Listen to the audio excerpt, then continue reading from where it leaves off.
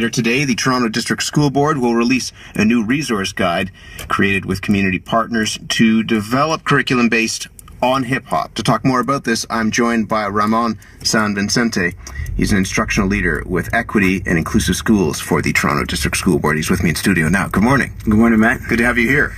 Good to be here. What convinced you that you could use hip-hop as a teaching tool? I think it would begin with my own experience as a student, as well as the experience that many of our young people have had in education, with a curriculum that in many aspects doesn't speak to their identities and their realities. So, hip hop for me was a teacher.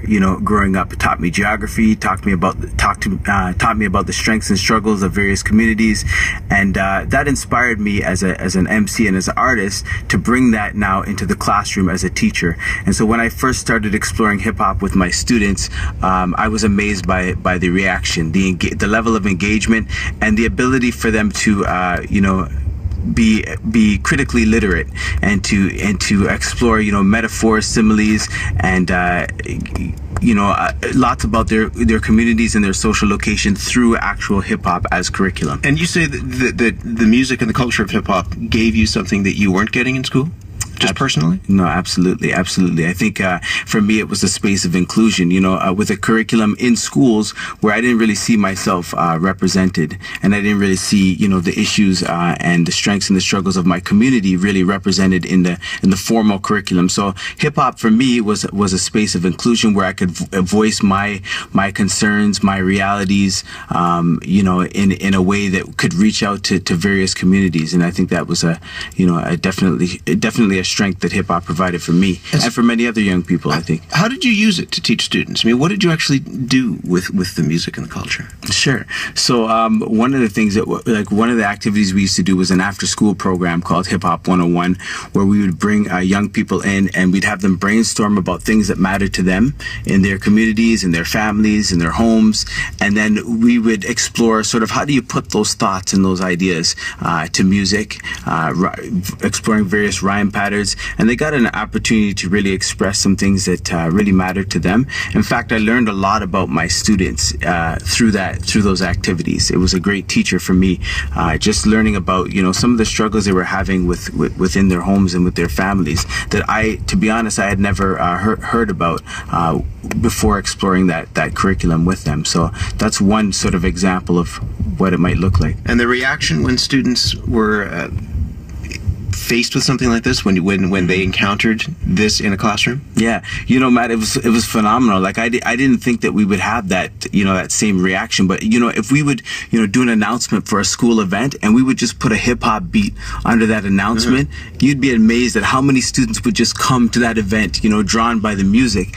And we had cross cultural. We had students from various communities that would be involved. So traditionally sometimes people see hip-hop as something for black youth, but hip-hop is a global phenomenon that engages youth across many different social identities. So how do you convince the school board that this is something that should be considered on a large scale, not just in an individual classroom? Sure. I think we're in a context and a reality where we know, for example, as the Toronto District School Board, that there are many things that we do well to engage students, but there are also many subgroups of students that we're struggling to engage. And so we're constantly looking for curriculum ideas that could be culturally relevant and responsive to their realities. And I think part of the engagement piece for teachers is linking it to ministry curriculum expectations, so language, media literacy, social arts, social sciences, the arts, things that teachers have to teach to regardless. But we're doing it in a way that, is relevant to one of the most dominant youth cultures. And so we're tying in teaching, good pedagogy, teaching and learning strategies. And I think that's something that excites teachers. But how much of a struggle is it to convince some people or some institutions that this is education, that it's not just a distraction, that it's not just popular culture, that it's not just entertainment, that it can actually be used as education. Yeah, I think you raised a good point, and I think it is certainly a journey and a bit of a struggle.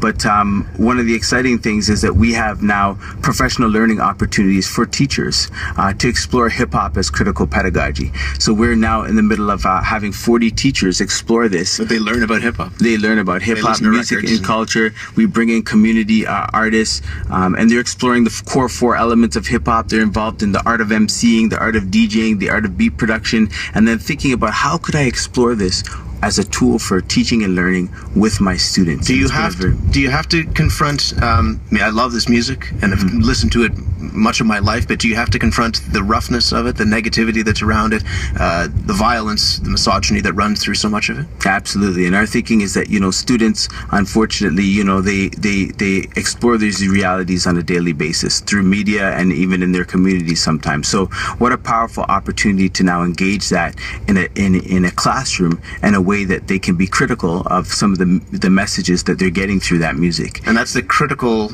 literacy that you're talking about earlier on. Absolutely. What is, in the best case scenario, the most positive outcome that something like this could have? If you change curriculum in this way or introduce something like this into a curriculum? I think when we talk about students, this is something that can inspire students. It can induce the genius within and give them opportunities to explore their identities and think about how they want to shape their world and their communities. And I think for teachers, one of the comments that came back from a teacher from the workshop was that this brought them back to life as an educator. And so I think the opportunities to bring teachers back to life and engage them in something that is relevant with their students, and also brings to life ministry curriculum expectations in an exciting way. I think the opportunities are many, and the power is infinite in order for us to engage this. So looking forward to opportunities to do this more. Ramon, thank you. Thank you, Matt. Ramon San Vicente is an instructional leader with Equity and Inclusive Schools with the Toronto District School Board. He has created a new hip-hop resource guide for board teachers to use in their classrooms.